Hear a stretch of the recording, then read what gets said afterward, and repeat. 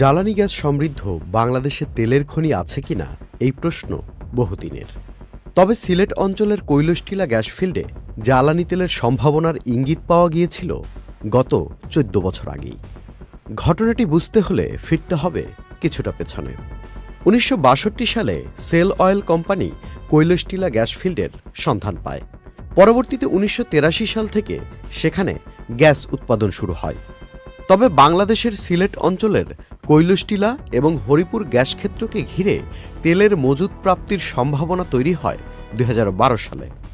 তৎকালীন সময় বাপেক্স একটি 3D সিসমিস জরিপে ভূগর্ভে প্রায় 137 মিলিয়ন ব্যারেল তেলের সম্ভাব্য উপস্থিতির ইঙ্গিত দেয়।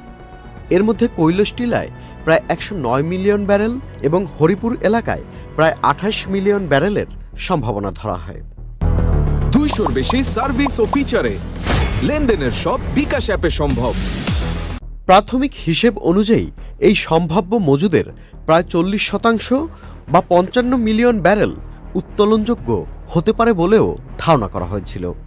তবে সেই ধারণা যদি সত্যে রূপান্তরিত হয় তাহলে বাংলাদেশ প্রায় 1 বছরেরও বেশি জ্বালানির সমাধান করা সম্ভব।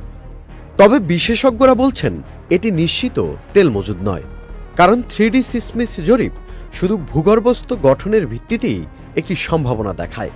তবে এটি সরাসরি তেল মজুদের কথা নিশ্চিত করে না।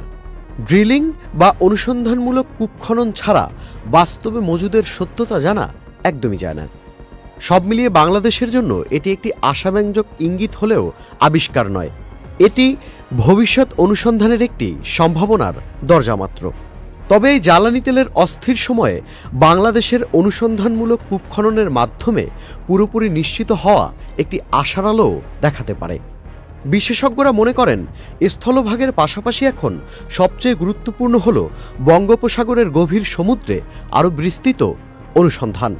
তাহলে জ্বালানি তেল বা গ্যাস খুঁজতে গিয়ে অন্য সম্ভাবনার দরজাও খুলে যেতে পারে। Tanvir Limon, channel I.